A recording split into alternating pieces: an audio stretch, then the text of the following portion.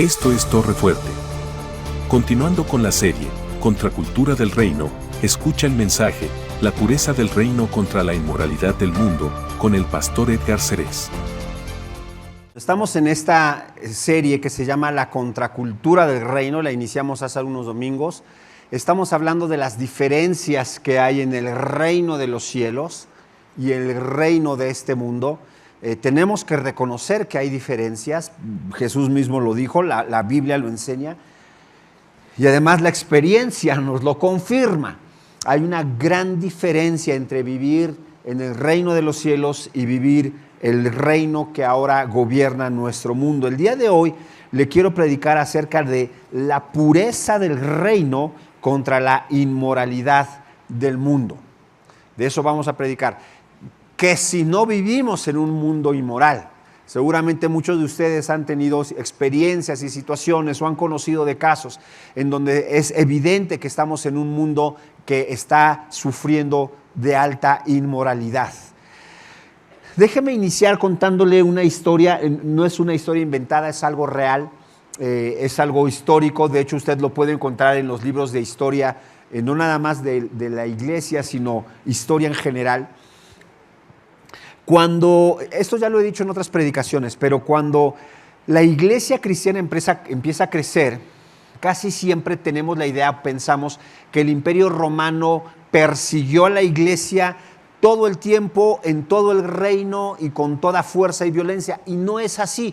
La realidad es que el Imperio Romano no persiguió a la iglesia cristiana desde el principio, no fue así, ni lo persiguió en todo el territorio del Imperio Romano, era por momentos. Hubo persecuciones que sí fueron masivas, pero no todas fueron persecuciones masivas, y no en todo momento, no en todo territorio y no con toda fuerza. Hubo situaciones muy fuertes, muy difíciles, como la persecución de Nerón, y otras persecuciones que fueron altamente peligrosas para el pueblo cristiano, pero no todas. Pero hubo una en particular muy interesante que está registrada en la historia, que es la persecución que recibió la iglesia en Bitinia. Ahora, el territorio de Bitinia, seguramente usted no lo recuerda muy bien por el nombre, porque ya no se llama así, es lo que ahora conocemos como Turquía. ¿Sí recuerda dónde pasó usted sus últimas vacaciones? Bueno, ahí, Turquía. Lo que ahora es Turquía, antes era el territorio de Bitinia, pertenecía al Imperio Romano, y el gobernador de ese lugar era Plinio el Joven. Esto es historia real, está en cualquier libro de historia, lo puede investigar. El gobernador era Plinio el Joven, el emperador de Roma era Trajano, ¿ok? Ya se acordó de los nombres, porque los vamos a utilizar. Bueno, resulta que cuando Plinio el Joven llega como gobernador de esta región, a él le dieron la instrucción: tienes que perseguir a los cristianos y meterlos a la cárcel y quitarles la vida, tienes que matarlos. Y él dice, ok, pues está bien, y lo empieza a hacer. Pero Plinio el Joven era un hombre muy inteligente y que le gustaba mucho estudiar, le gustaban mucho las leyes. Y cuando se pone a estudiar, él le escribe una carta a Trajano, el emperador, y le dice: emperador, tengo una duda. ¿Por qué tenemos que perseguir a los cristianos? O sea, nomás porque se dicen cristianos. ¿Cuál es el delito que estamos persiguiendo? Y dice Plinio, así está en su carta, dice: el único delito que yo encuentro en los cristianos son tres. Número uno, que cantan a Dios. O sea, pues eso no es un delito. Cantan a Dios. Habrá uno que otro desafinado. Yo sé que muchas veces cuando estamos en la alabanza usted dice: Padre, mándanos a Plinio el Joven para que se deshaga del hermano que está aquí junto, ¿no? Pero dice Plinio el Joven, cantan alabanzas y eso, yo no veo ningún delito ahí. Número uno. Número dos, no cometen robos. Y número tres, tiene un alto estándar moral. Entonces Plinio le dice al emperador Trajano: ¿por qué los voy a meter a la cárcel? Son buenos ciudadanos, no roban, son morales, altamente morales, cantan. ¿Por qué los voy a meter a la cárcel? Y le contesta el emperador Trajano: mira, el problema con los cristianos es que esas cosas no son delitos. De hecho, si tú no puedes perseguir a los cristianos, o sea, no los persigas, le dice el emperador, no los persigas.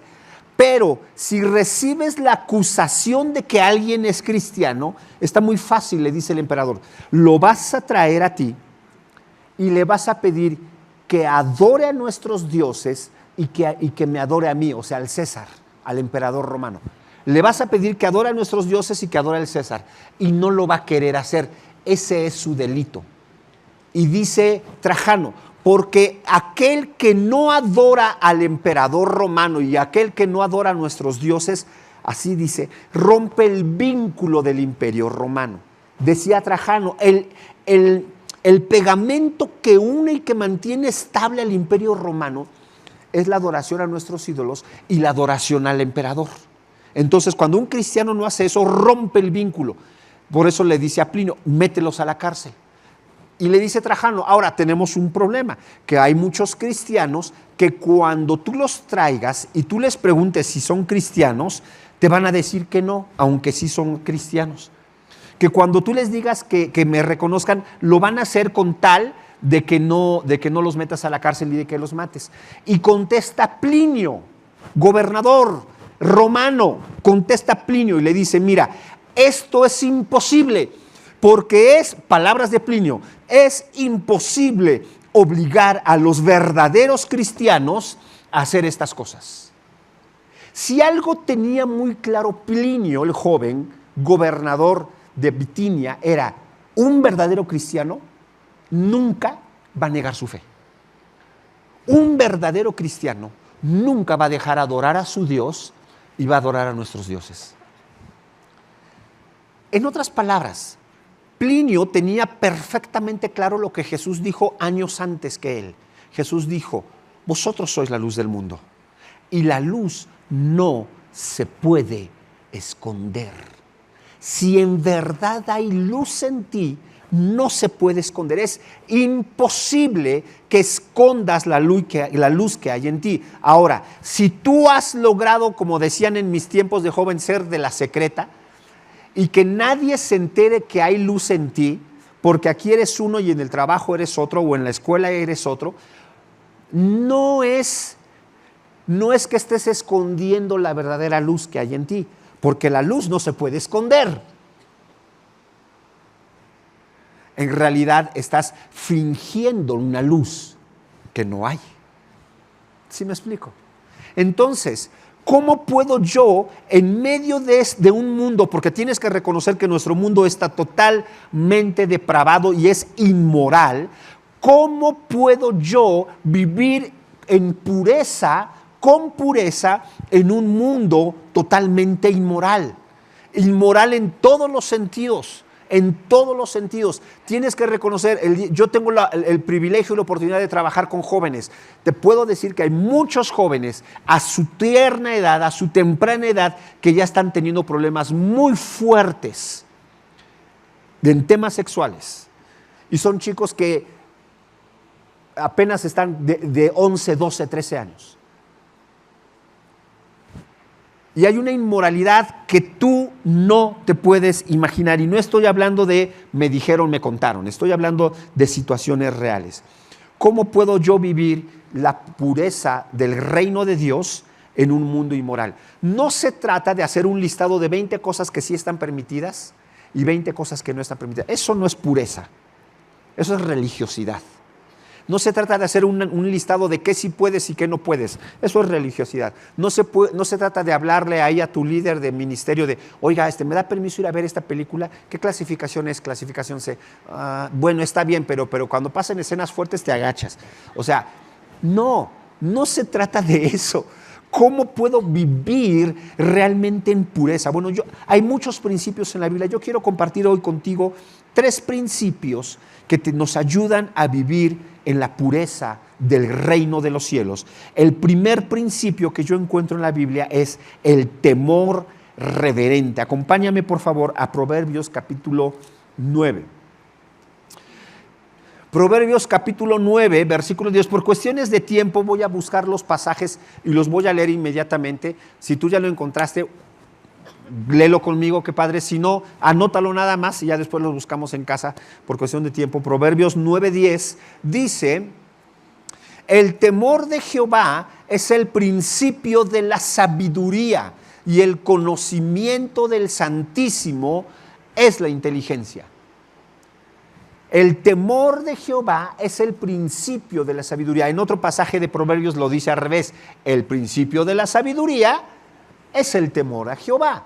Lo que está diciendo aquí el pasaje es: tú empiezas a ser sabio cuando entiendes quién es Dios, porque cuando entiendes quién es Dios, empiezas a tener un temor por Él. Cuando hablo de temor, no estamos hablando de miedo, y ahorita lo explico, pero ya lo sabemos todos.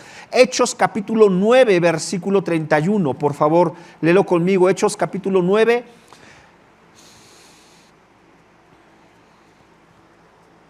En el versículo 31 dice: entonces las iglesias tenían paz por toda Judea, Galilea y Samaria. La iglesia cristiana estaba creciendo y eran edificadas andando en el temor del Señor. La primera iglesia tenía una característica: vivían en el temor del Señor.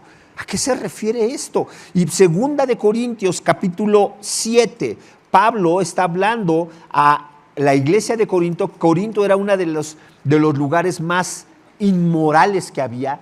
Había una inmoralidad impresionante, así como ahora decimos lo que se vive en Las Vegas se queda en Las Vegas. Bueno, en los tiempos de Pablo era: lo que vives en Corinto se queda en Corinto, porque había una depravación impresionante. Pablo dice en el capítulo 7, versículo 1: así que, amados, puesto que tenemos tales promesas, limpiémonos de toda contaminación de carne y de espíritu. Pablo le está diciendo a aquellas personas que vivían en medio de la inmoralidad: límpiate, limpia tu corazón, limpia tu espíritu de toda contaminación. ¿De qué manera? Dice Pablo ahí en el versículo 1: perfeccionando la santidad en el temor de Dios. El temor de Dios perfecciona tu santidad. Es lo que está diciendo Pablo. Ahora, ¿a qué nos referimos con el temor de Dios? Para explicarlo, déjame contarte una historia. Nada más les pido, por favor, es una historia muy personal, así que no le vaya a platicar a nadie. ¿Okay? Cuando yo estaba joven, cuando estaba en la universidad, en alguna ocasión, por alguna razón, hicimos un viaje y yo estaba en mi habitación, estaba solo, y en la noche que tocan la puerta, abro y era una chica de la universidad. Dicen que era la chica más bonita, no creo, pero era una chica en la universidad. Abro la puerta, empiezo a platicar, sí, dime, no, es que quería platicar contigo. Sí, empezamos a perdóneme, hermano, pero ¿qué pueden platicar dos universitarios 11 de la noche en un hotel? ¿No? Entonces, yo me acuerdo que cuando estábamos en la conversación y plática, yo sabía para dónde iba el tema, yo sabía por qué había ido a mi cuarto y había tocado, yo lo sabía, lo entendía. Y tengo que confesarle algo, va mi primera confesión. Espéreme, ya están pensando que ya están tomando video por ahí. Espéreme. Va mi primera confesión. Yo no pensé en mi temor a Dios. Yo no dije: Señor, no quiero pecar. Yo no dije: Dios, líbrame. Yo no dije: te reprendo, Satanás. La verdad, no. Pero ¿sabe qué pensé? Cuando yo veía hacia dónde iba la conversación, yo lo primero que pensé es: mi papá me va a matar. O sea, me imaginaba a mi papá como ese reel que ya sabes que cuando te daba por cada sílaba, ¿no? Cada sílaba era un cinturonazo. Te dije que no lo hicieras. No es con H, ahí está. Yo me imaginaba a mi papá. Yo dije: mi papá me va a matar. O sea, mi papá, no. Y pensaba en mi papá y recordaba esa ocasión en la que en la preparatoria mi papá estaba acostado en la cama, yo estaba sentado a sus pies y me estaba hablando y me estaba diciendo: Edgar, no lo olvides, bienaventurado el varón que no anduvo en consejo de malos. Edgar, no andes en camino de pecadores. Cuídate, Edgar, cuídate, haz lo correcto, cuídate. Y lo tenía aquí. Y si algo me cuidó tengo que reconocerlo, fue el temor a mi papá. En ese momento. Porque no hablo de que le tenía miedo, no lo tenía miedo, sino lo conozco. Sé lo que me va a decir. Sé que no me va a felicitar. Sé que no me va a decir, la más bonita, ese es mi hijo, tigre, como su padre. Aleluya. No me iba yo sabía que no me iba a decir eso. ¿Por qué? Porque lo conozco. Porque sé quién es. Porque sabía cómo pensaba. Porque sabía lo que me decía. Y eso me ayudó a tomar una decisión. Cerré la puerta. Aclaración, no pasó nada. O sea, antes de que cerró la puerta, pero no explicó. Sí explico. No pasó absolutamente nada. No por mí, no por mi fuerza, no me estoy poniendo como yo soy el más santo. No, créeme que no. Fue por la gracia de Dios. Porque el temor de Dios es lo que te libera en ese momento, es lo que ayuda a tu santidad, el temor reverente a Dios. ¿Qué significa el temor reverente a Dios? Yo sé quién es Dios, yo sé cómo piensa, yo sé que Él es santo, yo sé que Él es perfecto, yo lo sé y no lo tengo en poco, sino que todo lo que hago lo hago entendiendo quién es Él. A mí me gusta muchísimo cómo lo explica Agustín de Hipona. Agustín de Hipona, más o menos en el siglo IV, siglo V, principios del siglo V, Agustín de Hipona está en una discusión filosófica y le preguntan, oye, ¿existe el libre albedrío? ¿La libre voluntad? ¿Existe el libre albedrío? Y Agustín de Hipona lo explica de la siguiente manera. Déjame explicarlo rapidísimo. Eso se explica con detalle en Escuela de Desarrollo, pero rapidísimo. Salud.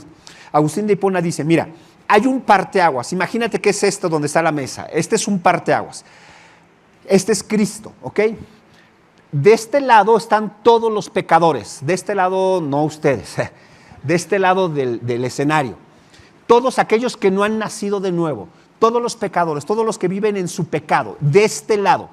Dice Agustín de Hipona, en estas personas que viven en pecado, ¿existe el libre albedrío? ¿Existe la voluntad de tomar decisiones? Dice Agustín de Hipona, sí, claro que sí, pero todo lo que decidan siempre va a ser pecaminoso. Porque esa es su naturaleza. Porque ahí es en donde están. No pueden vivir de una manera diferente. Todo lo que viven, todo lo que hacen, todo lo que son, todo lo que ven, todo lo que respiran, todo lo que sienten, todo está contaminado por el pecado. Porque somos hombres corruptos, somos hombres pecadores, una humanidad pecadora. Entonces dice Agustín de Hipona, ¿hay libertad de decisión? Claro, claro que sí la hay. Pero todo lo que decidas siempre va a resultar en pecado. Ahora, llega un parteaguas. ¿Cuál es ese parteaguas? Que conoces a Cristo. Entiendes que Jesús murió por ti. Entregas tu vida. Naces de nuevo. Eres justificado y perdonado por la fe en Cristo Jesús. Entonces ya no estás acá. Ahora pasas aquí. Ya no estoy sujeto al pecado como allá. El que está aquí, ¿por qué peca? Porque es pecador. Porque vive en una condición de pecado. Ok, pero tú que estás aquí, has sido liberado del pecado. En Romanos capítulo 7, has sido liberado del pecado. Pregunta, ¿aquí hay libre albedrío? Por supuesto que sí, claro que hay libre albedrío. Pregunta, le dicen a Agustín de Hipona, ¿y entonces los que están aquí pecan? El que ha nacido de nuevo, el que es cristiano, el que es hijo de Dios por la obra de Cristo Jesús, ¿peca? La respuesta es sí, por supuesto. ¿A poco no, hermano? Digo. O sea, hablo de mí, no de usted. Peco, por supuesto que peco, por supuesto. Espérame, ¿pero por qué? ¿Por qué peca si ya no está sujeto al pecado? Y dice Agustín de Hipona, muy fácil, el que está aquí peca porque no tiene otra opción, porque es pecador. Pero el que está acá, que ha sido rescatado, peca porque ignora o porque tiene en poco la gracia de Dios. Esa es la diferencia entre un pecador que peca porque peca a un hijo de Dios que peca porque no le importa la gracia. Hay una gran diferencia. ¿Por qué estoy pecando? ¿Porque vivo en mis pecados todavía? ¿O estoy pecando porque estoy ignorando la gracia de Dios, porque estoy teniendo en poco la obra de Dios en mi vida. Claro, aquí hay beneficios que no hay allá. Por supuesto, Juan dice, no pequéis. Si alguno de los que está aquí pecase, abogado tenemos para con Jesucristo el justo. Ese es un beneficio. El perdón de pecados es para los hijos, no para los pecadores. Amén, gloria a Dios, aleluya, qué hermoso. Pero aún así, eso significa que si tú pecaste, es porque tuviste en poco la gracia de Dios. Porque perdiste por algún momento el temor a Dios. El temor a Dios debe ser un principio que debe estar iluminando nuestra lámpara en medio de las tinieblas. Permite que el temor a Dios, es decir, saber quién es Él, así como yo tenía la certeza de quién es mi papá, saber quién es Dios. Dios es un Dios santo, Dios todo lo sabe, Dios sabe que estás pecando, aunque tú pienses que no lo sabes, Dios sabe. Es más, puede ser que tú digas, es que yo no sé por qué soy así, lo he tratado de cambiar y no sé por qué. Dios es ese Dios que dice, yo sí sé. Aún tú no lo sabes, pero yo sé. Dios es aquel Dios que cuando tú estás pensando en un pensamiento pecaminoso y lo estás desarrollando de, oye, ojalá se muera, es que me cae regordo, lo odio, me choca y ojalá y se muere. Y empiezas a dejar volar tu imaginación en un pecado. Dios es aquel Dios que antes de que el pensamiento llegara y se empezara a desarrollar en ti, Dios ya lo sabía. Dios ya sabía que en ti estaba esa semilla y que iba a crecer. Que el temor de Dios sea ese principio a través del cual nuestra lámpara ilumine la oscuridad. Primer principio. Segundo principio, la palabra verdadera. Acompáñame a Juan capítulo 17, por favor. Juan capítulo 17, palabra verdadera. Juan 17 es un pasaje hermosísimo porque habla acerca de la oración de Jesús por sus discípulos. Algunos le llaman la oración sacerdotal, porque es Jesús orando por nosotros, nuestro sumo sacerdote orando por nosotros. Y Jesús dice en Juan capítulo 17, el versículo 15, está orando por nosotros. Y fíjate qué hermoso. Juan 17 a partir del versículo 15. Dice 3 principios importantes Jesús. El primero es, no te ruego que los quites del mundo, sino que los guardes del mal. Muchas veces ignoramos este principio, ¿verdad? Cuando decimos, bueno, si está mal, ya no voy ahí, ya no voy a... No te estoy pidiendo que los quites del mundo, sino que los guardes del mal. Si la solución es que ya no vaya a la universidad, pues ya no voy a la universidad. No, esa no es la solución. Lo que te estoy diciendo es, no que te quiten del mundo, sino que te guardes del mal. Número 1. Luego, número 2, este principio es importantísimo. Fíjate, Jesús dice, no son del mundo, como tampoco yo soy del mundo. Qué interesante que Jesús reconoce dos cosas. Número 1, ellos no son del mundo, pero Padre, no te pido que los quites del mundo, sino que los mantengas en el mundo. Es como, imagínate la escena, es como si tomara un pez, lo tomo y digo, este pez pertenece al agua, este pez no pertenece al desierto. Padre, te pido que tomes a este pez y no que lo lleves al agua. Padre, te pido que tomes a este pez y lo lleves al desierto. A ver, espérame, pero tú acabas de decir que el pez no pertenece al desierto. ¿Por qué quieres tenerlo en donde no pertenece? Porque ahí tiene que estar. Jesús dice, mis hijos no pertenecen a este mundo, pero Padre, te pido no que los quites del mundo, manténlos en el mundo. ¿Y cómo le voy a hacer? ¿Cómo le va a hacer este pez que pertenece al agua? ¿Cómo le va a hacer este pez para mantenerse con vida en el desierto? Jesús da el principio más importante de esta porción en el versículo 17, cuando dice, santifícalos en tu verdad. Tu palabra es verdad. La palabra verdadera es aquello que nos mantiene en santidad delante de Dios. La palabra de Dios nos mantiene en santidad. La palabra de Dios mantiene nuestra luz encendida para brillar en medio de un mundo inmoral, de un mundo corrupto, de un mundo desenfrenado. Es la palabra verdadera de Dios. Pablo dijo en 2 de Timoteo capítulo 3, versículo 16, toda palabra es inspirada por Dios. Cuando dice inspirada utilizan la palabra griega theopneustos. Theopneustos significa exhalación. Toda la palabra es exhalada, proviene de Dios y es útil para enseñar, para corregir, para enseñar, para redarguir. Redarguir significa quitar argumentos, para corregir y para instruir en justicia.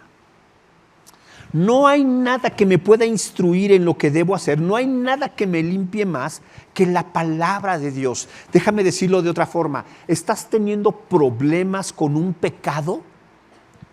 Métete a la palabra. Tú sabes que tu hijo o tu hija están teniendo problemas con un pecado, estudia la palabra con ellos. Ponte a leer la Biblia, no los castigues leyendo, órale chamaco, te pones a leer el capítulo. No, siéntate con él, estudia la palabra con él, lee la palabra, devórate la palabra, porque Jesús lo prometió. El Padre te va a mantener en santidad, te va a mantener en la verdad, porque su palabra es verdad, sus palabras te van a sostener. La palabra de Dios, del hebreo bara, la palabra de Dios, dice la Biblia, dice el libro de Hebreos, que Dios creó lo que vemos a través de su palabra. Es decir, Dios no tomó materia y formó la luna. ¿Sabes cómo Dios formó la luna? No fue con sus manos. Dios no la hizo con sus manos, Dios la hizo con el poder de su palabra. Dios dijo, sea la luna. ¡Fu! Y apareció la luna. Bueno, no sé si así fue, ¿verdad? Pero todas las cosas fueron que sea y ¡fu! Y apareció. Sean los animales. ¡Fu! Aparecieron los animales. Sean los árboles y ¡fu! Qué poderosa es la palabra de Dios, que fue lo que creó lo que tú y yo vemos. Esa palabra de Dios es la que tú necesitas estudiar y leer para que te mantenga en santidad, para que te mantenga en pureza en un mundo tan inmoral. Devórate la palabra. Si estás teniendo problemas, más necesitas leer. No caigas en el engaño de ¿para qué voy a leer si yo sé que soy bien repecador? Ya mejor ni leo. Lee es cuando más tienes que leer. Yo me acuerdo en mis tiempos, es una predicación de confesiones, va mi segunda confesión. Yo me acuerdo que cuando estaba en la universidad, estaba alejado de Dios, estaba teniendo problemas, estaba teniendo mucho alejamiento de parte de Dios en muchas áreas de mi vida, en muchas tentaciones. Y yo recuerdo que dije, Dios, yo sé que necesito acercarme a tu palabra. Y yo me di cuenta que eran pensamientos que venían a mí y que yo los empezaba a dejar crecer, que me llevaban a pecar, lo que dice Romanos 7. Entonces yo le dije a Dios, yo quiero que tu palabra me limpie. Y dije, cada vez que yo sienta que estoy en un proceso de tentación, que está empezando a haber tentación en mi vida, me voy a aprender un versículo de la Biblia. Dije, para no hacerlo tan exagerado, nomás uno. Un versículo de la Biblia me voy a aprender. Me aprendí de memoria dos capítulos de Romanos. Romanos capítulo 11, Romanos capítulo 12, de memoria. Pero me mantuvo. ¿Por qué? Porque la palabra del Señor limpia, porque la palabra del Señor redarguye, porque la palabra del Señor te encamina. Si tú estás teniendo problemas, lee la palabra, no te sueltes de la palabra, devora la palabra, estudia la palabra, deja que te corrija, deja que te instruya. Si algo yo te puedo decir es que si hay un fuerte ataque el día de hoy a la iglesia, es a través de un ataque a la palabra de Dios, un ataque a la verdad. Jesús mismo lo dijo en Juan capítulo 10, cuando dijo, el ladrón no viene sino para robar, matar y destruir, pero yo he venido para que tengáis vida y vida en abundancia. ¿Te acuerdas de ese pasaje? Cuando Jesús dice, el ladrón viene solo para robar, matar y destruir, casi siempre lo aplicamos a Satanás, al enemigo, que Satanás viene. Y está bien la aplicación, no es incorrecta. Pero si nos vamos al sentido estricto del contexto del pasaje, Jesús no está hablando de Satanás.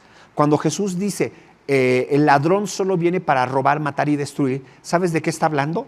De los falsos maestros. Jesús dice, los falsos maestros vienen para robar, matar y destruir.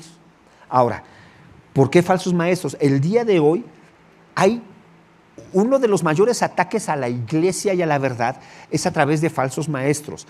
No estoy hablando de otros países, no estoy hablando de la Ciudad de México, estoy hablando de nuestro estado, de nuestra ciudad, aquí en Puebla, aquí en Puebla, la cuna de las semitas, la cuna de los chiles en nogada, aquí existen, así se les conocen, iglesias progresistas incluyentes, que yo no le llamaría iglesia, le llamaría grupo, pero se hacen conocer como iglesias. ¿Qué es una iglesia progresista incluyente? Esa iglesia de ven tal como eres, no importa, aquí no te vamos a pedir cambiar, porque Dios ama a todos. Y no es verdad.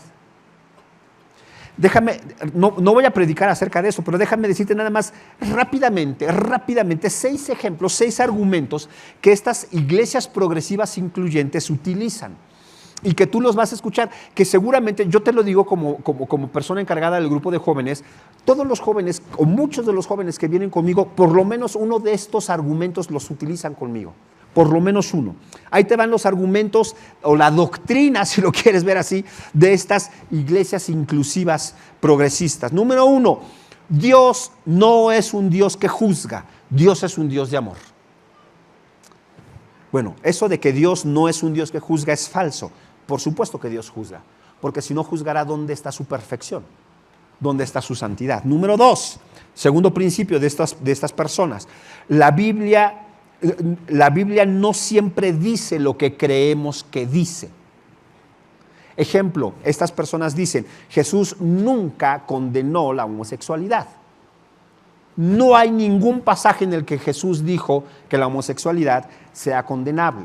Ok, tienes toda la razón. No, pero hay congruencia. Jesús habló de Sodoma y Gomorra. Jesús habló de la santidad del matrimonio. Jesús habló de la creación de Adán y de Eva. Jesús habló del modelo de Dios. Jesús habló de la perfección del Padre. Y eso no lo puedes negar. Tercer principio que utilizan estas personas. Dios no hace acepción de personas.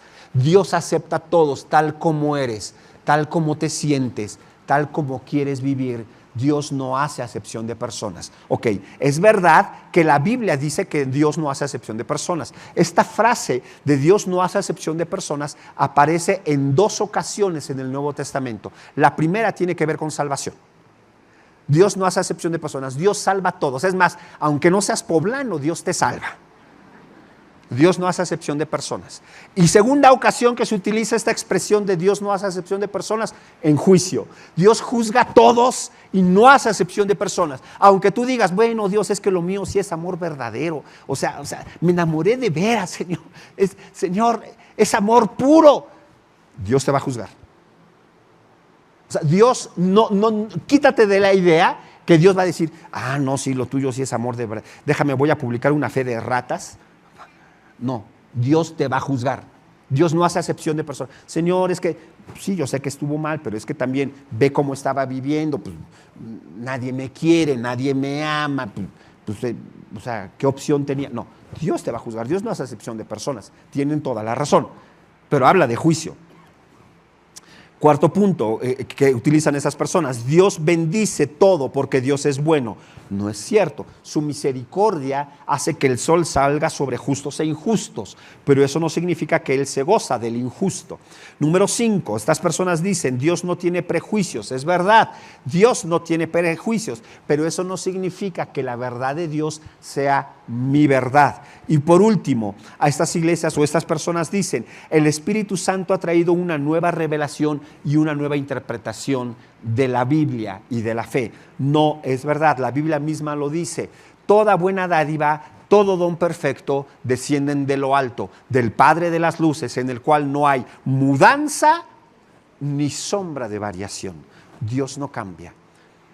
Hay un nuevo ataque a la verdad soberana de las Sagradas Escrituras y solamente lo podrás defender en tu casa leyendo la Biblia.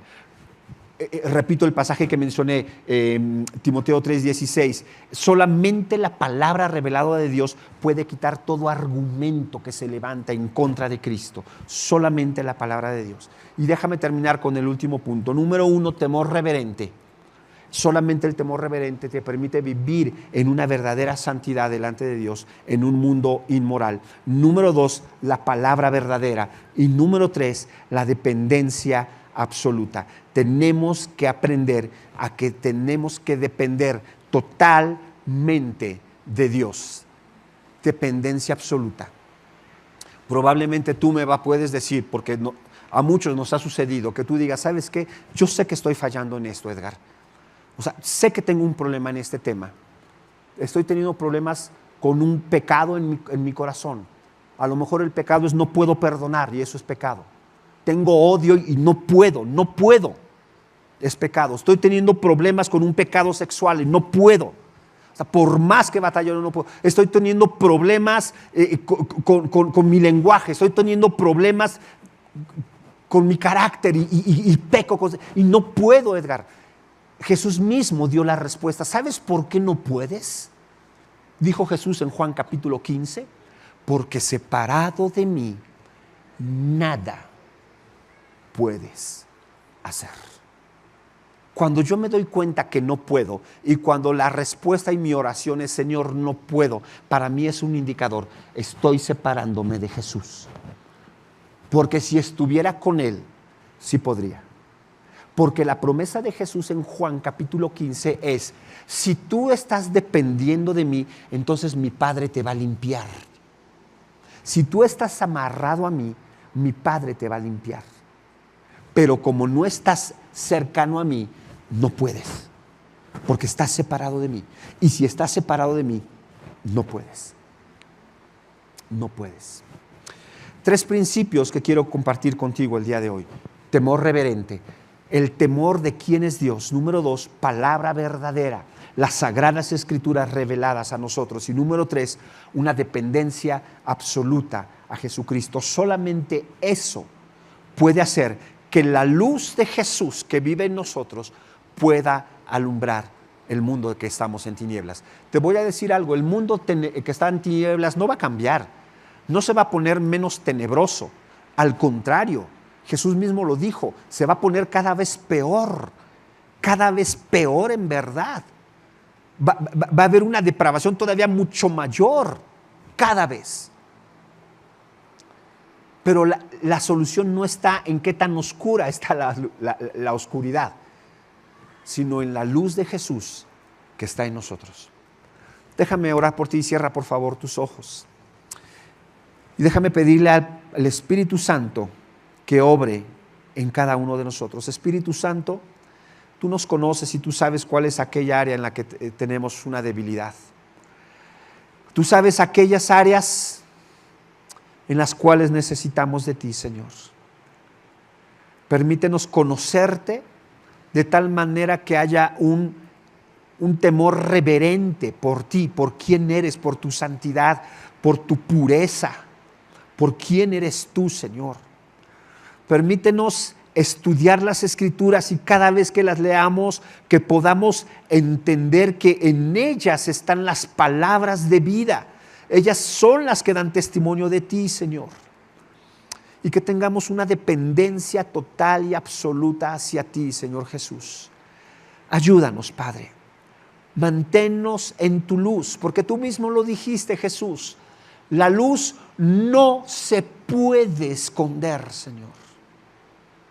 Si yo verdaderamente estoy en ti, en temor, leyendo tu palabra y teniendo comunión contigo, Jesús, no voy a poder detener esto, no voy a poder detener el testimonio de que tú eres vida y de que tú vives en mí. Será imposible que los demás no puedan ver que tú eres mi Salvador y mi luz. Ayúdame a vivir así, Señor. Que como dijo este hombre Plinio hace muchos años, los verdaderos cristianos es imposible que nieguen que son cristianos. no lo quiero vivir para que los demás me reconozcan. Lo quiero vivir para que tu nombre sea exaltado, para que toda la gloria sea para ti, Jesús, y para que toda la honra sea solamente para ti, Jesús, Rey de reyes y Señor de señores. Amén. Gracias por escuchar este mensaje de la Palabra de Dios. Para más información acerca de Torre, llámanos al 22 22 25 30 46 o escríbenos al correo info@torrefuerteid.org. Visita nuestra página web www.torrefuerteid.org. Te invitamos a seguirnos en nuestras redes, Facebook, ID Torrefuerte, Instagram, Twitter y Telegram. Torrefuerte ID. Dios te bendiga.